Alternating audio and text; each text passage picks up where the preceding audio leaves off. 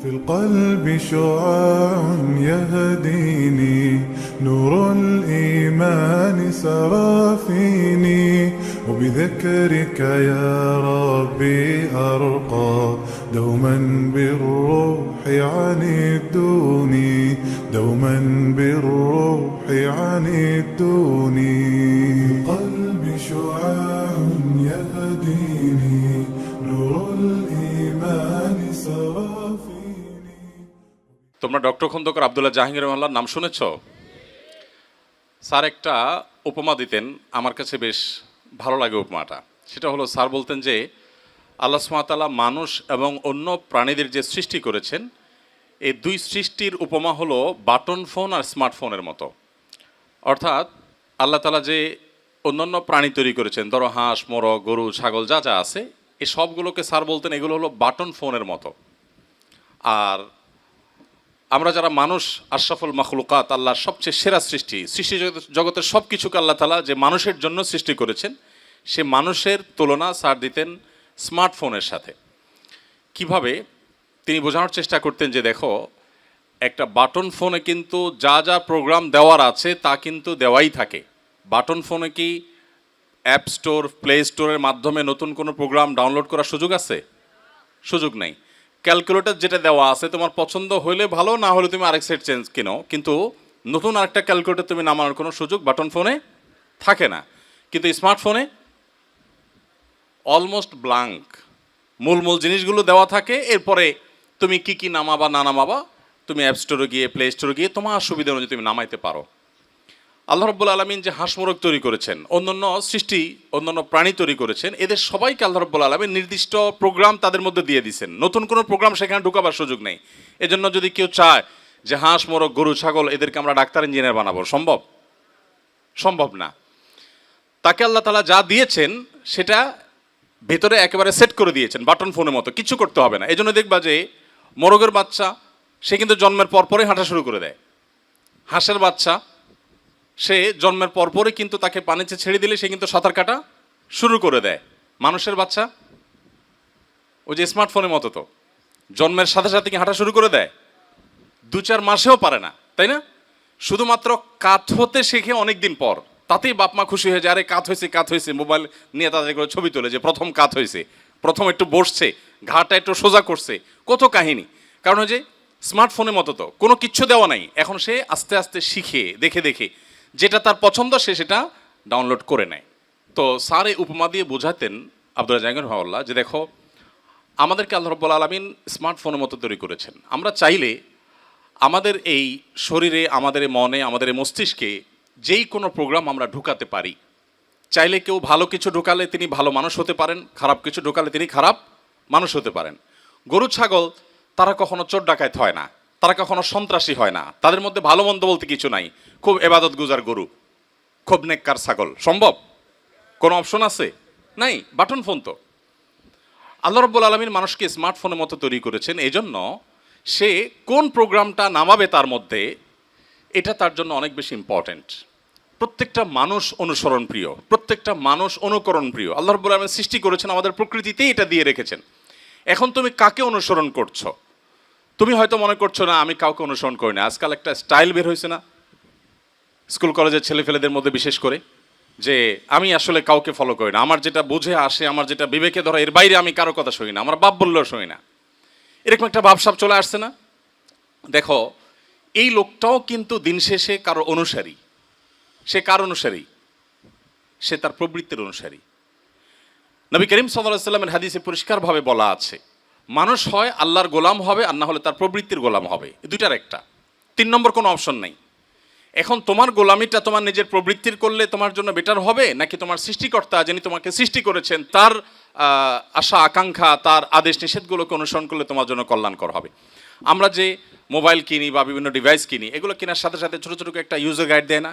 User guide দেয় যে কীভাবে এটা ব্যবহার করতে হবে। এখন ধরো একটা মোবাইল কিনলে বাজার থেকে, কেনার পর একটা ইউজার গাইড দেওয়া হলো, সেখানে বলা হলো এটাকে প্রথমে এটা করতে হবে, ওইটা করতে হবে, এভাবে ব্যবহার করতে হবে, ব্যবহার করা যাবে না। তুমি যদি এটা আনার পর বলো যে আমার টাকা দিয়ে আমি মোবাইল কিনলাম, কেন তার সমস্ত কাহিনী শুনতে হবে?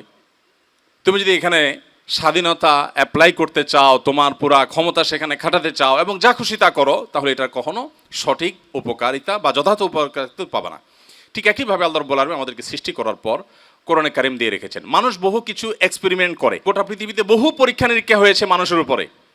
তুমি যদি একটু চোখ কান খোলো, তুমি দেখবে ইউরোপিয়ানরা, আমেরিকানরা, তারা পৃথিবীকে অনেক কিছু দিয়েছে। তারা জ্ঞানে, বিজ্ঞানে, তথ্য প্রযুক্তিতে অনেক কিছুতে আমাদের থেকে এগিয়ে, এবং তাদের অনেক অবদান আছে, সেগুলো সব আপন জায়গায় স্বীকার্য। এরপরও কিছু জায়গায় তাদের ক্রাইসিস আছে। এই ক্রাইসিসগুলো যদি তুমি একটু চোখ মেলো, দেখতে পাবে একবার দিনের আলো মতো পরিষ্কার।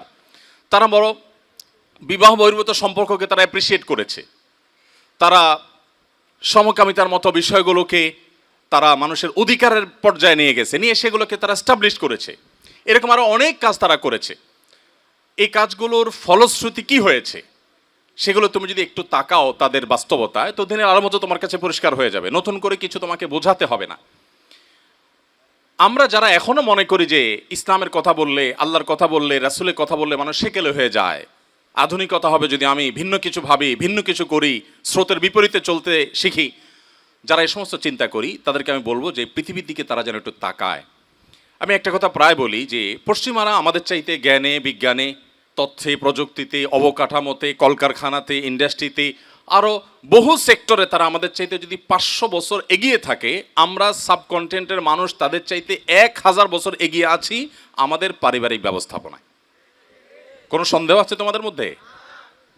প্রতিদিন আমার কাছে যেসব প্রশ্ন আসে, গত 2-3 দিন আগে কামরাঙ্গীর একটা প্রোগ্রাম ছিল, প্রশ্ন এরকম যে ছেলে প্রশ্ন করছে, ভাই আমার বাবাকে সারা জীবনের সমস্ত উপার্জন সব দিয়েছি, বাবার সমস্ত টাকা নষ্ট করেছে, পরকিয়া করেছে, আমার পুরো ফ্যামিলি তছনছ, মায়ের উপরে টর্চার, আমার উপরে টর্চার, আমার সব সম্পত্তি শেষ করছে, সে এখন এই ভয়াবহ পথে আছে, সব নিজেও ধ্বংস হয়েছে, আমাদেরকে ধ্বংস করছে, আমি কি করতে পারি? তার একদিকে কোরআন হাদিস, বাবা মার প্রতি অসৎ ব্যবহার করা যাবে না, আবার অপরদিকে তার সব সম্পদ শেষ হয়ে গেছে, বাবা নিজেও শেষ হয়ে গেছে। এই পর্যায়ে দাঁড়িয়ে এই ছেলে প্রশ্ন করছে আমাকে যে আমার কি করা উচিত, আমি কি আল্লাহর দিকে তাকিয়ে ধৈর্য ধারণ করব, নাকি বাবাকে কিছু বললে আমার আবার কোনো আল্লাহ তাআলা অসন্তুষ্ট হবেন, আমার জান্নাত হারাতে হবে আমাকে? এইরকম চিত্র পশ্চিমারা স্বপ্নেও কোনোদিন দেখে না। কল্পনা করা তো দূরের কথা, যে বাপ এত জুলুম করবে, টর্চার করবে, অন্যায় করবে। হতে পারে সব বাপ তো একরকম হয় না। এরপরও সন্তান আল্লাহর ভয়ের কথা চিন্তা করে বাবাকে কিছু বলবে কি বলবে না সেটার জন্য একজন হুজুরের কাছে একটা প্রশ্ন লিখে দেয়, এটা পশ্চিমারা কখনো স্বপ্নেও ভাবে না।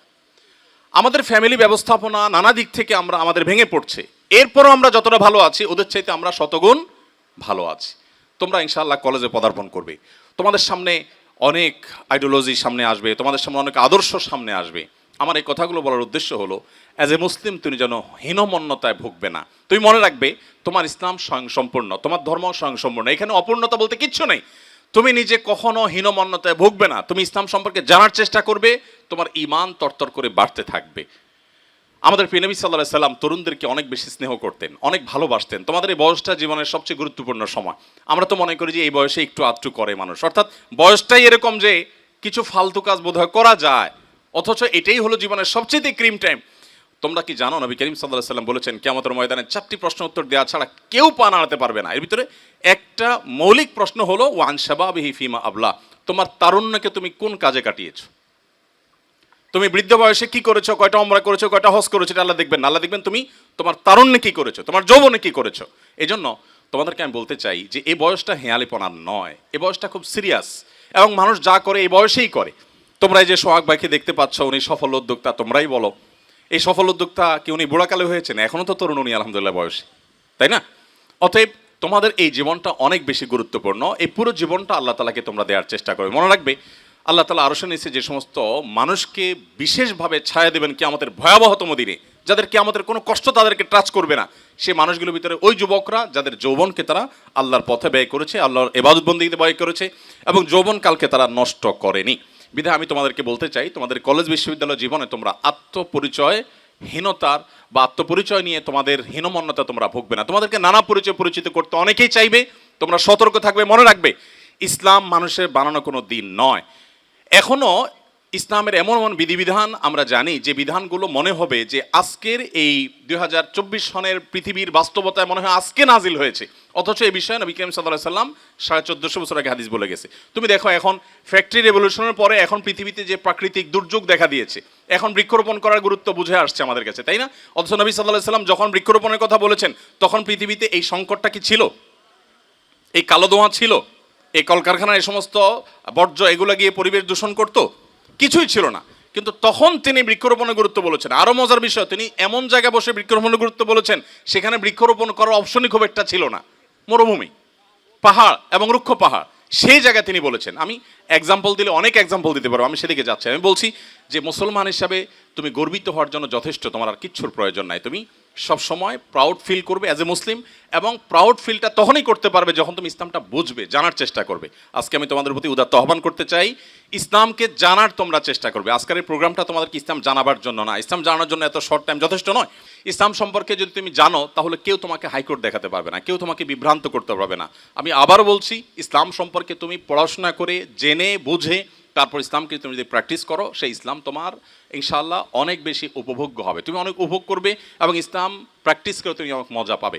যারা নতুন মুসলমান হয়, জেনে শুনে যারা পড়াশোনা করে যারা ইসলামে আসে, তুমি একটু তোমার আশেপাশে দেখিয়ে তোমার বন্ধুবান্ধবের মধ্যে কেউ যদি অমুসলিম থেকে ইসলামে আসে, দেখবে যে তারা ইসলাম প্র্যাকটিসে আমাদের চাইতে অনেক বেশি সিরিয়াস। এর অন্যতম কারণ হলো সে জেনে শুনে মুসলমান হয়েছে। আমাদের মতো মুসলমান বাই বর্ণ না, তারা মুসলমান বাই চয়েস।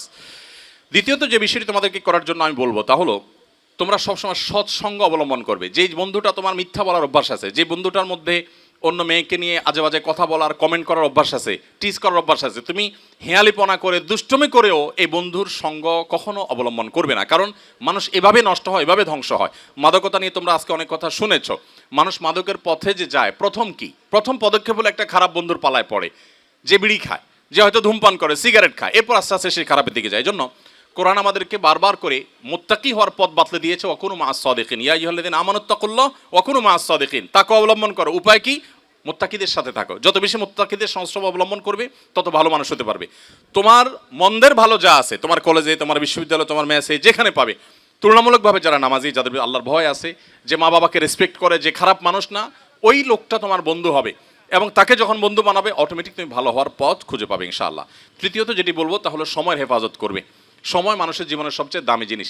এই যে আমাদের ডাক্তার নাবিল ভাইয়ের কোনো সোশ্যাল মিডিয়াতে অ্যাক্টিভিটি নেই। তোমরা ওনার পেজে দেখো যে অনেক বেশি লাইভ টাইপ করেন, হ্যাঁ, সারাক্ষণ একটু পরপর তোমরা ওনার ভিডিও টিডিও দেখো। আমি জিজ্ঞেস করছি, এগুলো অন্য লোকজন চালায়, উনি বুঝেও না এগুলো বেচারা, একেবারে মিসকিন বেচারা এই ব্যাপারে, মানে কিচ্ছু বুঝেন না। এই না বোঝাটাই হলো তার অ্যাডভান্টেজের জায়গা। তার জায়গা থেকে সে তোমাদেরকে এত কিছু দিতে পারছেন উনি, এটা অন্যতম কারণ হলো এডিকশন নাই। খুব ভালো করে শুনে রাখো, মোবাইলের নেশা আছে আর জীবনে বড় কিছু করতে পেরেছে, এই দুইটা জিনিস আসলে একসাথে করতে পারবা না তুমি। এখানে সোহাগ ভাই আছে, সোহাগ ভাই সোশ্যাল মিডিয়ার তেমন কোনো অ্যাক্টিভিটিস নাই।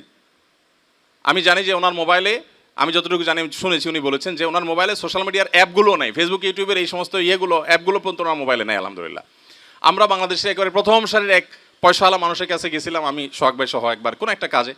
তো ভদ্রলোক আমাকে চিনছিল না, তো ভাই আমার পরিচয় করা দিচ্ছেন যে হুজুর, মাশাআল্লাহ, ফেসবুক হুজুর, অনেকে চিনে টিনে। তো তখন লোকটা বলল, সরি আমি চিনতে পারলাম না। আমার খুব অপমান হলো, খুব মনে কষ্ট পাইলাম যে আমারে চিনে না, কেমন কথা। পরে ভদ্রলোক বুঝতে পারছেন পরিস্থিতিটা, সাথে সাথে উনি সামলায় উঠে বললেন যে আসলে আমার মোবাইলে সোশ্যাল মিডিয়ার কোনো অ্যাপ নাই, তো এগুলোতে সময় দেওয়ার সুযোগ আমার হয় না। তখন বুঝলাম যে এই লোক দেশের প্রথম সারির ব্যবসা প্রতিষ্ঠানের ওনার কেন হতে পেরেছে, কিভাবে হতে পেরেছে, সে এই সমস্ত ফালতু সময় দেওয়ার মতো সুযোগ তার হাতে নাই। আমার সোশ্যাল মিডিয়াতে অনেক অ্যাক্টিভিটিস আছে, তোমরা বলবো যে আপনি ওয়াচ করেন, আপনি কি করেন। তো আমার বর্তমান আমল হলো, আমার অনেক দিন পর্যন্ত আমার মোবাইলে ফেসবুক ইউটিউবের কোনো অ্যাপ নাই। যতটুকু দরকার কম্পিউটারে ব্যবহার করি, এর বাইরে মোবাইলে সাধারণত আমি কোনো অ্যাপ ব্যবহার করি না আলহামদুলিল্লাহ। মোবাইল শুধুমাত্র যোগাযোগের জন্য ব্যবহার করছি এবং এর সুফল আমি পাচ্ছি।